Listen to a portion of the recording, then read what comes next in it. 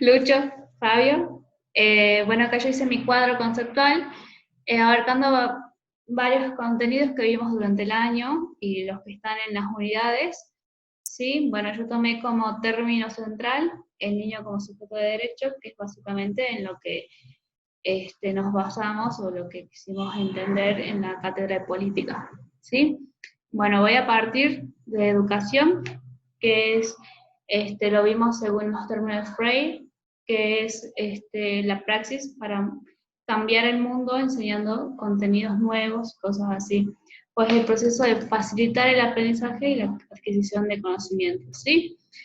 Tenemos dos términos, siguiendo al enseñar y el aprender, que se interrelacionan porque uno cuando enseña da un conocimiento propio hacia los alumnos y a la vez uno como docente aprende de esa praxis, ¿sí? O sea, uno aprende de la experiencia, aprende de lo que va viviendo y más o menos se va adecuando a los contextos. De aquí tenemos el rol del educador, surgimos al rol del educador, donde el docente, al ser un facilitador de conocimiento, tiene que tratar al niño como un sujeto de derecho, no como un mero reproductor de acciones ni nada, sino bueno, como alguien que tiene valores, que tiene significado en todo lo que hace. ¿Bien?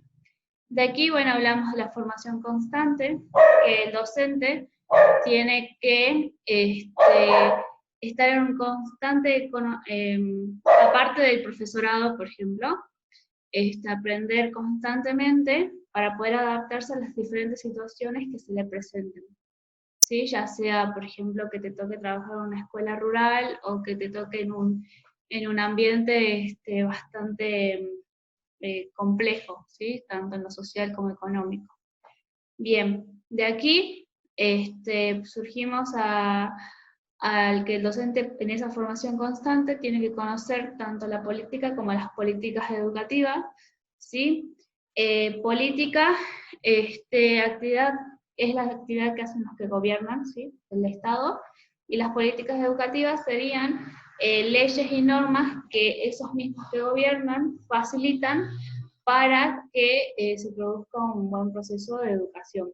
Bien, de aquí se tocaron tres leyes, que son las principales en las unidades. ¿Sí? Tenemos la ley 26.206, que tiene como objetivo el acceso universal a la educación para todos los alumnos o para todos niños y jóvenes y personas, sin tener en cuenta su clase social ni diferenciación en ese sentido, y toma la educación como algo prioritario en la vida diaria, ¿sí? O sea, por ejemplo, que el niño tiene que entrar obligadamente a la educación primaria y cumpliendo hasta la secundaria. De ahí, esto también es respetando los derechos humanos, ¿sí? Podemos decir que toman como que la educación te da libertad para seguir creciendo, y todos tenemos derechos a ser educados y conocer la realidad. Bien, después tenemos la ley 26.061, que habla de la protección integral de los derechos del niño, ¿sí? Acá es básicamente tomar al niño como un todo, relacionado tanto en el ámbito social como en el ámbito, por ejemplo, tomando a la familia como un factor predominante o un factor protagónico en la educación del niño, ¿sí? O sea que la familia que mande al niño a la escuela no se puede desligar de lo que el niño vaya a aprender en la escuela. Sí tiene que ser partícipe en todo momento. Y tanto los docentes que también se tienen que involucrar en el niño teniendo en cuenta sus emociones, su estado socioeconómico y todo. Bien, después tenemos la ley 26.150, que habla de que todas las personas que están en el sistema de educación, o sea, todos los educandos, tienen derecho a recibir ESI. Bien, o sea, este contenido tiene que ser un contenido integral en todas las materias, ya sea biología como educación física, y acá no solamente hablando de educación sexual con el término sexual, sino que hablamos del cuidado del propio cuerpo. En la educación física la ESI la ve en relación a la higiene corporal, la expresión corporal con el otro y todo eso.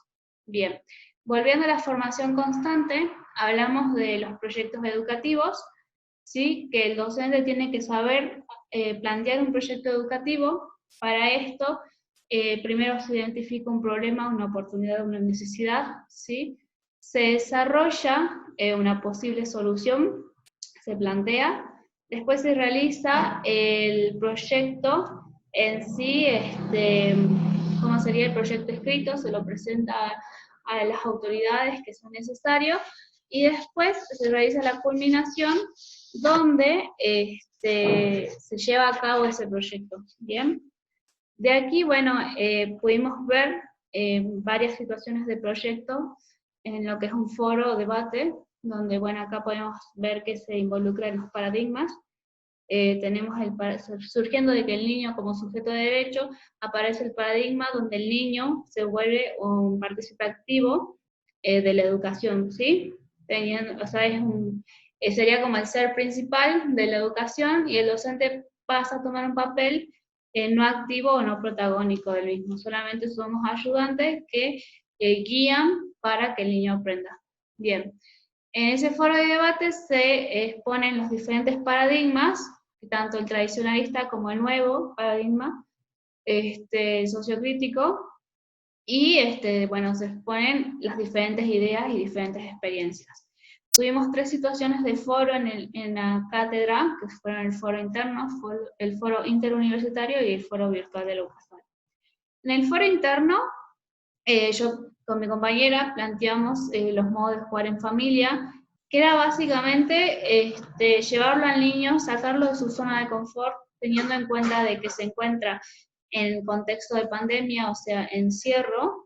Le solicitamos a los niños que modifiquen alguna regla de algún juego que a ellos les guste jugar, o inventen algún juego, y todo eso sea un trabajo en familia. Y después, bueno, los expongan y le den como nuevas miradas a sus compañeros para que cada uno pueda sacar ideas y aplicarlo en su vida cotidiana. Después, en el foro interuniversitario, a mí me tocó la mesa de prácticas corporales en educación física, tomando al niño como sujeto de derecho. Sí, significa que las prácticas corporales tienen significado, que no podemos, bueno, acá repetimos el hecho de que no podemos tener al niño como un mero repetidor de las acciones, sino que tenemos que explicar el porqué de cada cosa, el porqué es lo bueno de moverse, por qué lo hacemos correr tantas vueltas, por qué lo hacemos jugar, y esas cosas, sino darle significado y responder a todas las dudas que les surjan al niño, ¿sí? Porque ellos tienen que entender la función de lo que están haciendo. Y después el foro virtual de Lucasal, bueno, a mí me tocó Educación Física y Salud, donde vimos las enfermedades no transmisibles, y se planteó la problemática de que la mayoría de las personas que cursaron, por ejemplo, desde los 5 años hasta los 18 años, cursaron o vivenciaron experiencias motrices, cuando salen de la secundaria no tienen ese hábito de moverse, ¿sí? Entonces, ¿dónde están las falencias? ¿Por qué no logran ese hábito? Y acá, bueno, relacionándolo al niño como sujeto de derecho, el niño tendría que saber por qué es importante moverse y por qué su movimiento tiene significado, ¿sí? Y así podríamos nosotros pasar de profesores de educación física que solamente tiran la pelota a agentes de salud, y ya inculcarlo desde los 5 años hasta los 18 para que ellos en lo largo de su vida después lo puedan aplicar y puedan resguardar su salud a través del movimiento. Estos contenidos están avalados por ejes del diseño curricular, tanto en la educación inicial, en la educación primaria como en la educación secundaria, y podríamos decir que no son tocados al extremo. De ahí, bueno, se abrió un debate también de, bueno, tomando los paradigmas, de que algunos profesores dicen que hay que evaluar sí o sí las capacidades condicionales y todo eso, entonces por eso los mandan a hacer abdominales, los mandan a hacer tantas vueltas a la cancha, pero nunca les explican un porqué. Entonces acá tomando el significado del niño, el sujeto como derecho, explicar el por qué es necesario que él se mueva y por qué es necesario que él resguarde su salud. Y bueno, básicamente eso es un resumen de todo lo que vimos en el año y bueno, espero que esté bien. Hasta luego, profe.